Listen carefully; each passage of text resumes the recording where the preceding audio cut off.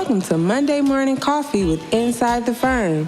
Each week, our hosts will be interviewing local, regional, and national business leaders to give you an inside peek into how they lead their business to success in the ever-competitive business climate.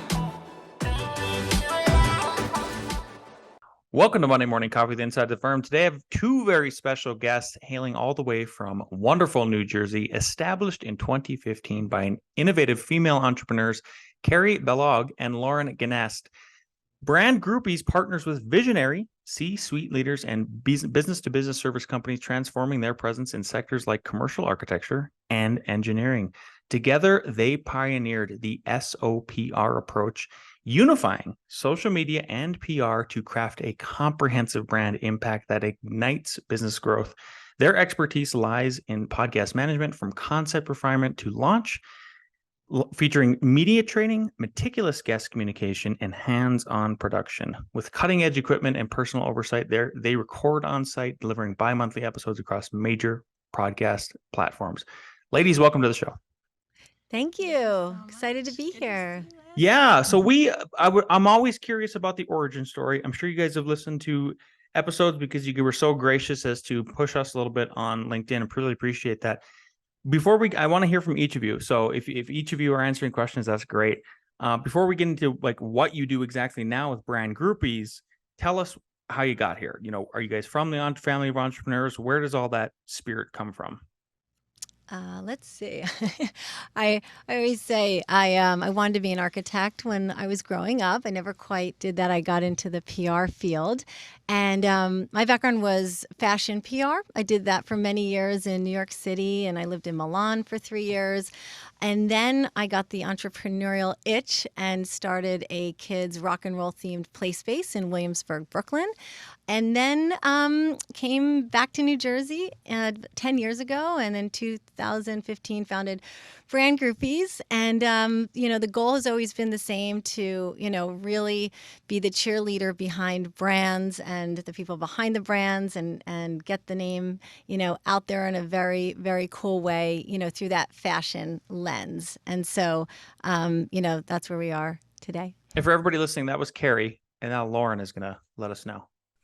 Yeah, I was actually born into the built world, although I didn't really realize it at the time, I guess. My grandfather owned a company called Evans Asphalt. My dad worked on the road side of where we grew up in Pennsylvania. And my mom is an entrepreneur. She still owns her own interior design firm.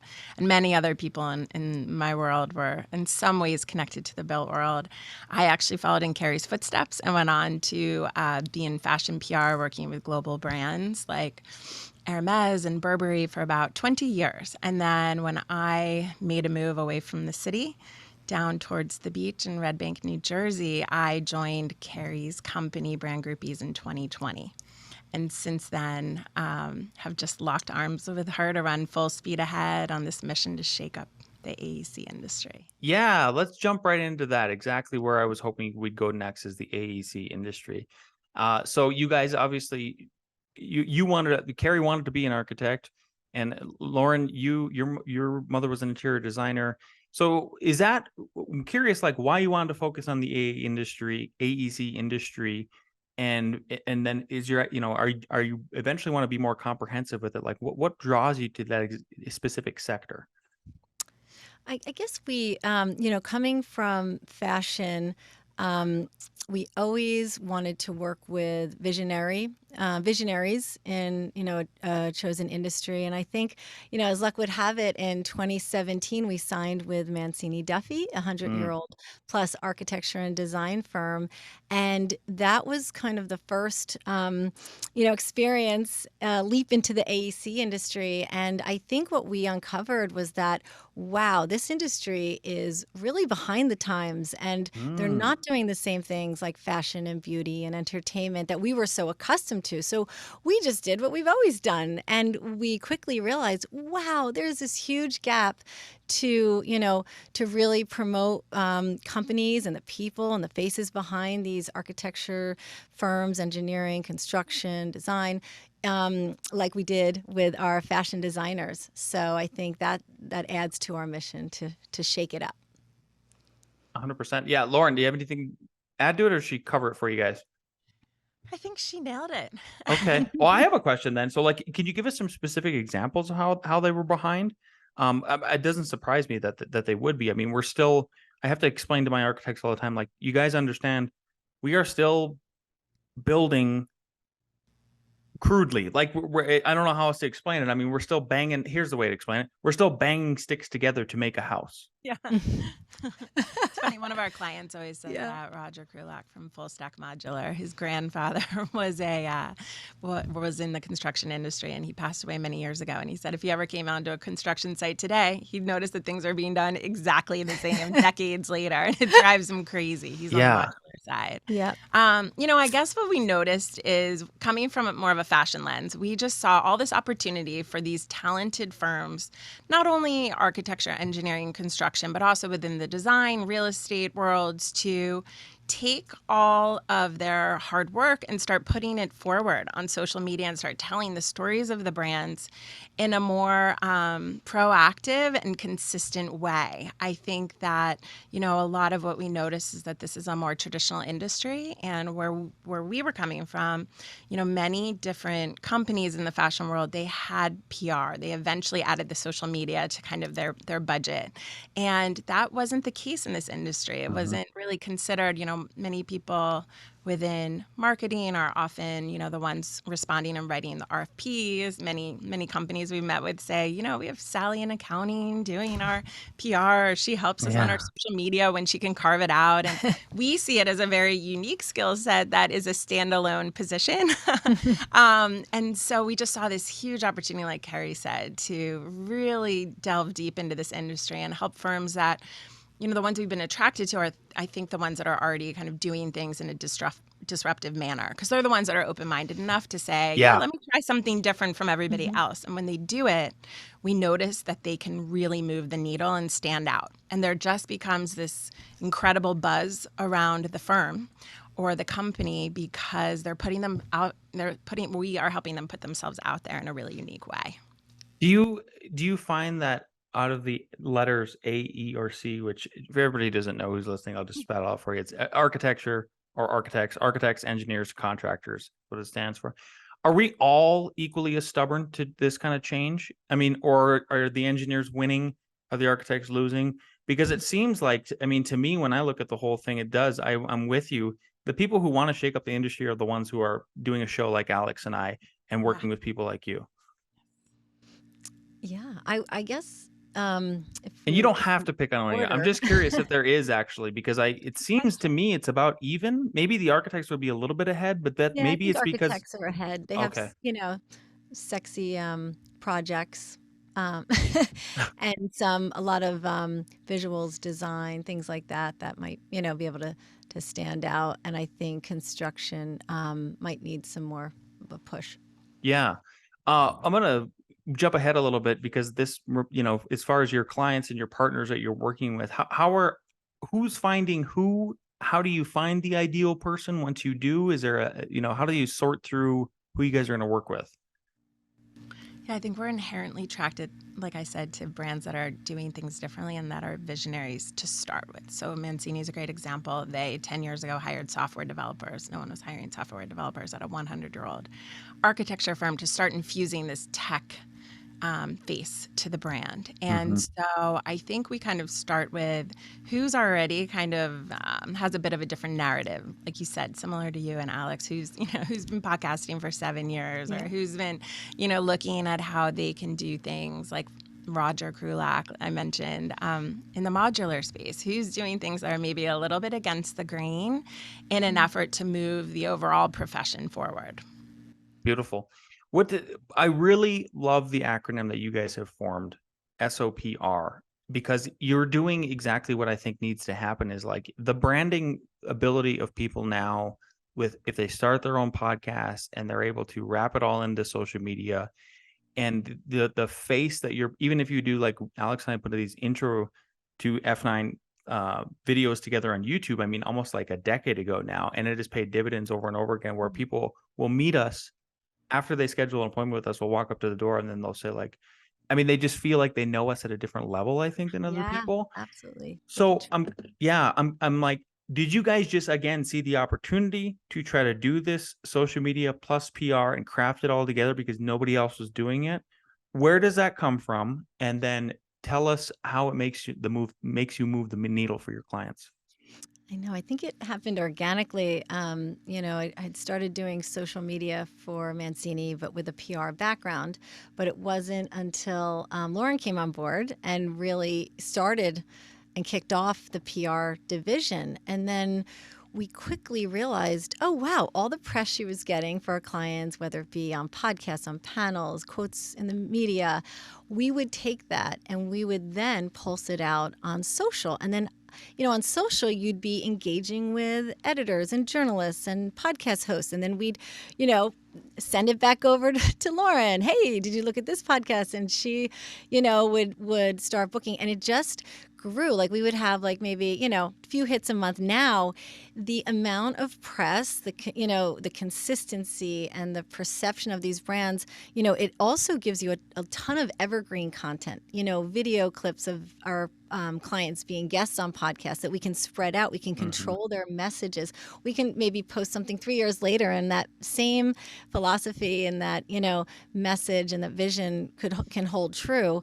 And it's, just constantly being out there and doing it in a very strategic, aligned way versus everything being piecemeal. And we're just on the pulse. Something comes out, we post it within the hour. Like it's just a well-oiled machine, and our clients are really seeing the results and their target, customers. Beautiful. Let's move over to the social media part and just focus on that before we go back to the PR then.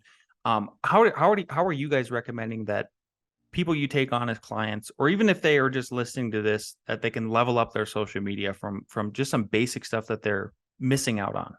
Mm-hmm. I mean, I think it's really starting with posting on your personal social, your personal LinkedIn account, because I forget the number, but personal accounts have so much more reach than company accounts.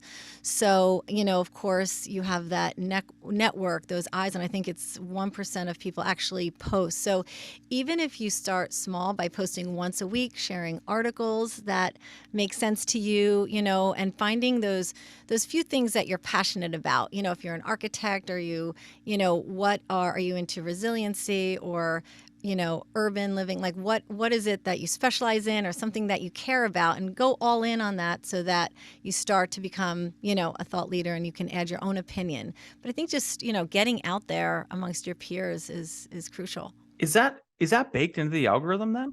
Where your personal, I mean, without putting on tinfoil hat, you're welcome to always put on tinfoil hat on our show, Yeah. but like, Yes. Yeah, it is. I mean, it is. I just wish I had the Interesting. number, something like 500%. It was this crazy number because, people want to hear from, people. And I think that hits along a lot of the social channels, but, you have to share, and then, people can share from the company page, and it's just a, back and forth strategic effect. But I think if if you're not, as a leader, if you're not sharing, I feel like it's a missed opportunity.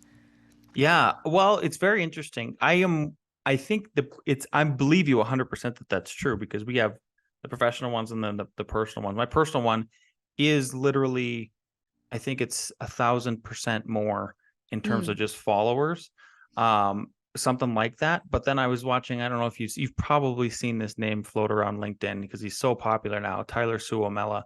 And he crushed. I mean, he went from like a couple hundred followers about this time last year, and now he's up to like 20,000.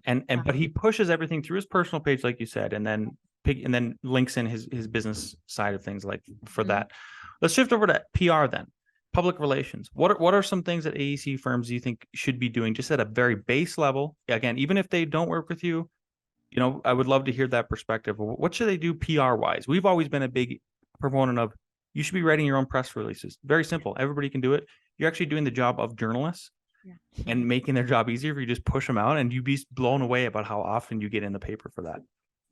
I think the number one thing that firms can do to help move the needle on the PR front is start telling the story of the people running the firm. Start revealing the faces behind the firm. and pulse out just 2 to 3 leaders at the firm. It could be one, depending on the size of the firm. You don't want to go out with too many faces at once, but start to tell, the story of each of those leaders and what can they speak to within the firm? What are your wow factors? What's differentiating you from someone else? And think of it through the lens of, not only attracting new clients, but also attracting talent to want to work at your firm. So bringing the company culture alive, bringing any special, factors like I could, the 3 faces that we use really as the leaders of Mancini Duffy. I could give you each of their wow factors in a sentence or 2. And so really identifying how you can create this interesting narrative instead of making it all about the projects, looking deeply at the firm and really pulling out what makes you different. Yeah. So you guys also do podcasts. I mean, you manage podcasts for several brands, obviously, and that's what brought us here today. Alex and I are still sort of mixed about it gives us an authority. It positions us as an authority in the space for sure. And we have gotten folks who want to just partner with us, and so architect to architect. And then there's been a few instances of where clients have said like, oh yeah, we've listened to 100 of your episodes and we just love you guys. And it was a long play to get them to sign and everything like that. Sure. So it definitely works. But I'm curious about maybe if you could give me some better stories than I have about how it's helped other people fuel their growth. Sure. I mean, I think it checks off, so many boxes, especially if you invite guests on that are potential clients or existing clients. No one says no to being a guest on a podcast, and we've witnessed it. We've seen guests come in for our clients and literally do a project together the next month, sign. So we have seen direct results. It's incredible for talent acquisition.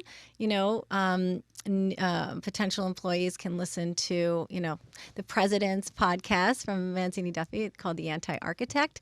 Get to know him. We've also found that some of the guests send their podcast episodes to potential clients. Hey, listen to me on The Anti-Architect. That's all you need to know.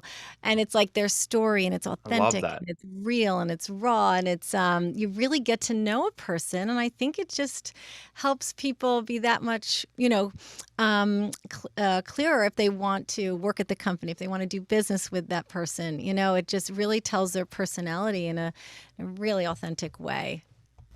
And then I was just to add, if you level up with the podcast, you can really spread it across social. So, you do let's say we do 30 minutes today of a podcast episode, and then you can go back and you can tag the guests, you can tag the guest companies, and hopefully they'll share it with their networks. And that's already expanding, your network through social. And then you can go back and, like Carey said earlier, you can cut up those clips that become timeless and really spread out, the lifeline of a 30-minute investment on your end. And you can end up with lots of interesting content. It also adds another layer of credibility. So, for instance, today, Lance from inside the firm, believes in brand groupies, so PR approach, and, like writing the narrative again, right? Like I can't help but do that. But that is, that you're really leveraging, these 2 different kind of audiences and piggybacking on each other. Yeah. Yeah. What's it like? Let's say somebody listens to this show. They are convinced. There are a couple of podcasters listen to the show that I don't know. I mean, some people, even me, I'm thinking like it'd be interesting to see how you guys stack up against our current PR firm that we're using. Not NPA, a different one. Just to see what you guys offer for X versus what they offer for X. Maybe some other case studies and everything. So if somebody is listening and they are interested in reaching out to you guys in that kind of capacity, walk us through what it's like to work with you guys from the point of them seeing what you guys offer in terms of marketing packages all the way till, you guys are doing maybe monthly or weekly meetings. I'm curious if you give us an inside look of brand groupies. Sure. I say we're groupies, through and through. We really sign on and with partners. We're in it for the long game. So, we first see if we're a match and they're really open to being out there. If someone knows that their personal branding will fuel the business growth, because we do focus a lot on the people, is key. We do work on a monthly retainer basis, usually on annual contracts because we do see them. It's a momentum game. Mhm. And, we really dig deep. We have brand discovery sessions where we, talk to all the stakeholders at once. We narrow down the brand pillars. We do this whole branding exercise so we really can come up with our brand pillars, social media, PR strategy, and we are ready to go. And, Lauren and I have a combined 45 years experience in, global PR brands. And so once we're off and running, like we are so independent, and that's what sets us apart. We're not Sally in accounting. Literally, our clients trust us like 200%, so they can go and they can do their job, which is, run the company. And they trust that we are just going to, keep it going and be proactive and come to them when we need. But it's that trust factor. And, I think we're true partners. We're not just like an outsourced vendor. We are literally friends with our clients. We, respect each other. We hang out with their families. Like it's, we go deep, and we want to grow deeper within each company and be really, true partners. Mm-hmm. Do you guys take on folks who don't have what I would say is like the three prongs here? It seems like we're identifying, which is that, they're on social media. They at least have the pages established. Mm-hmm. PR, they have something that they're doing, whether it's doing their own press releases, at least they maybe have in the past as a secretary, whatever. And then the third one is a podcast. Like, do they have to have all three for you guys? Oh, so we actually have 4 different services. So we have the social and the PR for firms, and then we also do personal branding for C-suite execs. So if there's someone listening or someone that you might be familiar with who has, a higher kind of agenda or goal for themselves personally, but their firm's not ready to jump in for PR and or social, we also work with interesting execs in that way. And then we do podcast management. So it's 4 separate services. Our ideal way of working is to work with SOAP PR, but we have started with clients with one service and then built with them over time. What we notice is, whether you start with the PR side first or the social side, eventually, our clients tend to add at the bare minimum those 2 services on, because if you're getting PR and then you're not strategically pulsing it out on social, you're really not getting the maximum ROI. So there's lots of different ways, to partner with us from the beginning. And, many of our clients, we started, with a certain scope of work, and then years and years later, we just continue to expand, or they keep pulling us more into the fold, which we love. That is like the definition of a true groupie. Yeah. Yeah, 100%. Very cool. We're running up on the half hour here. You guys have been fantastic. I really appreciate you coming on the show today. Knowing what you know now, and if you each want to answer us, that would be great. I ask every guest these last 2 questions. Knowing what you know now, and if you could go back in time when you guys first started your brand groupies business, what is one piece of advice you'd give your former selves? Want me to go? I'm probably to gonna say the same thing. no. Early on, when the client wasn't a fit. It wasn't a fit. We I don't want to steal Lauren's thunder. You say it. I'll say it. Okay, so now when we choose, teammates, clients, it's got to be a hell yes. If it's not a hell yes and there's not that excitement, like we are so passionate, we get so excited about our clients and our, our company culture, and if we're not feeling that, it's a hell no. So I think would have said no earlier and niche down, I think, in this industry a lot earlier. Do I have to answer that? Yeah. Sorry. That was pretty good. Well, let me ask you this. Let me ask a follow up to the niching down. The niching down question is: you mean were you even a bigger umbrella and then you actually niche down to AEC? We were. We used to offer more services, and we'd consider working with other types of businesses. And as soon as we got crystal clear that we were all in on, PR, social media, podcast management, personal branding for C-suite execs in the architecture, engineering, construction, design, real estate industries, everything started to fall into place, because I think that there's confusion when you don't niche down. That we'd have, like, I remember somebody that Carey knew was trying to send us a chiropractor. We were like, yes, or a band, brand groupies, or a band. Yeah. And the sooner you can get clear on who your ideal target is, both from a services perspective, because we could do it all. You know, We in the past, could. we've done branding, we've done, Logos, websites, graphic design. We have the capabilities because of our expertise to do a lot. Mhm. And we then really honed in and got, crystal clear on what the services are and who our ideal clients are. Even just being able to say that we only work with visionaries who think differently, who think a little bit off center, that in and of itself is so clarifying in terms of, you probably have someone in your head, Lance, so you think, oh yeah, they'd probably be, they should work yeah. so and so, and then you could think of a million traditional, companies that probably wouldn't be up our alley. Mm-hmm. I think you guys made the right move, obviously. Not that you need me to tell you that, but it just seems like I'm, as somebody who's in that industry all day long and wears all three hats, even a little bit of the engineer sometimes with calcs, is like, I think you're spot on that it really needs to be, it's a bastion of opportunity. So the niching in the way you did it is about perfect. Gals, again, thanks so much for being on the show today. If people want to get in touch with you guys, if they're interested in brand groupies, getting in touch with you in that sort of way, where can they find and follow you guys? So brandgroupies.com, and then brand groupies on LinkedIn, Instagram, and all the channels, and then our personal LinkedIn pages as well. Beautiful. Okay. Thank you guys so much for being on the show. We really appreciate your time. Thanks, Lance. This was so great. Thanks again.